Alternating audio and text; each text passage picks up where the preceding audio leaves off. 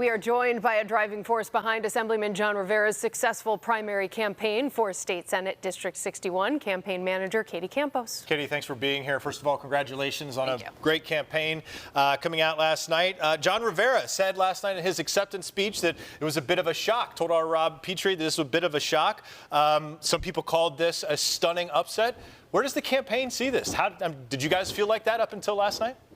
We worked hard for every single vote. We didn't take it for granted. But what we did is that we met voters exactly where they were, in Grand Island, in Tonawanda, in Amherst, in Buffalo. We heard what mattered to them, and then we followed right back up, and we hit the doors, we hit phones, people got texts from us.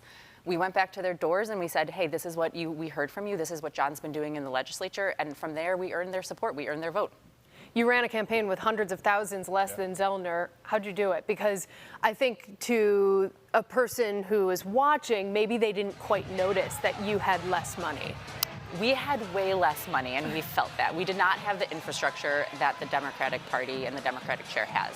At every step of the way, he got more than us. But what we had was leadership. I think Jon Rivera's leadership, he's a collaborative, service-oriented leader who puts people first, and that showed up. And we took that message, and then the way we did that was that we knocked on doors. We showed up. Jon was walking every chance he could going on doors. On election day, he was out at 6 a.m. and he was knocking on doors till 8:45. And so how we did it is that we listened. We listened to our community. We heard what they said.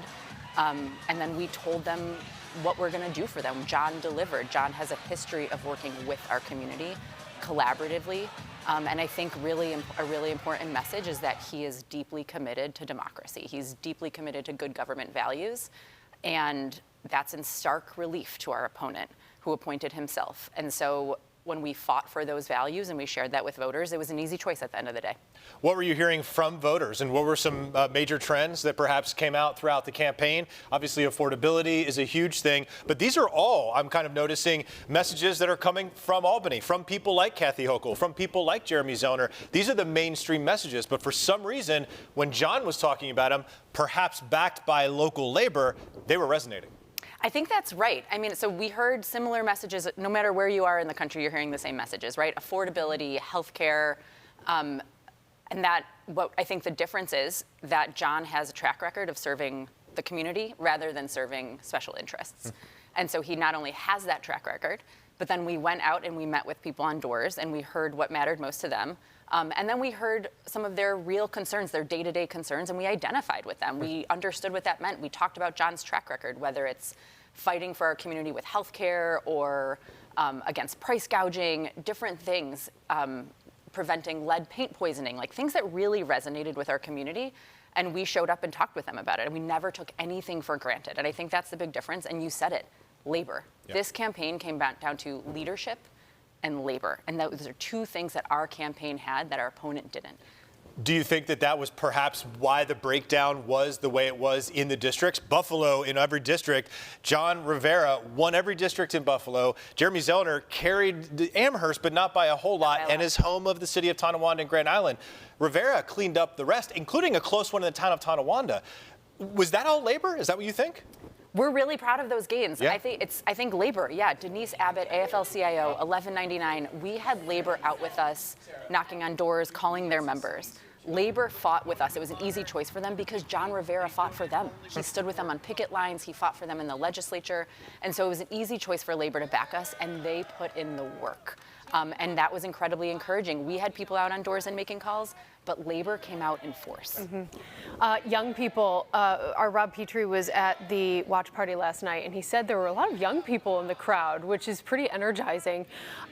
Did you do anything specific to get them on board? We know that Mom Donnie really across the state used social media to help his campaign, and we've seen progressives doing that. We had a ton of support from young people that was unexpected a month ago and then became a big part of our campaign. A lot of our folks who were going door to door are very young. They're either in college or right out of college. They took this very, very seriously. They were inspired and they were out all day long, right? Every day after work, all day weekends. They showed up with their friends, they got their family, they helped us make sure that the messaging was right. And it was very organic and grassroots. We posted a lot of videos and pictures from what we saw in the community, what we knew that people wanted to hear about. things that mattered to them. And then we went door to door and delivered that message. There was a down ballot effect, of course, as well. Adam Bojack, he beat out the endorsed candidate Karen Hoke. Karen Hoke, who has the last name Hoke, could not carry her hometown of Hamburg. Those numbers, I think, have an exclamation point on not only the results that we're seeing, but there is an underlying message there. Do you think there is with results like that and then the down ballot sort of domino effect? I think absolutely. A lot of people woke up and said, wow, that was stunning, right? That was shocking. But we know that right now there's a lack of trust in institutions because they have not delivered for us, right?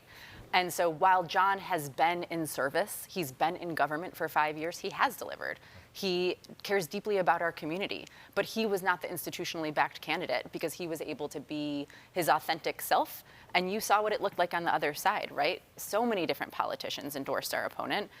But Jon had labor and he had the community. And the down ballot effect of that was the authentic, genuine, when people share their concerns, they don't want you to just say, yeah, we all care about healthcare, we all care about affordability, we don't like ICE, which was the message, right? On paper, everyone looked the same. It was about how we actually did the work, which was collaboratively, right? Jon is a leader, Adam Bojack is a leader who works with community, who cultivates community power rather than political interest and political power, which I think is how I would classify our opponent. Okay, Katie Campos, thank you and congrats. Thank you so much.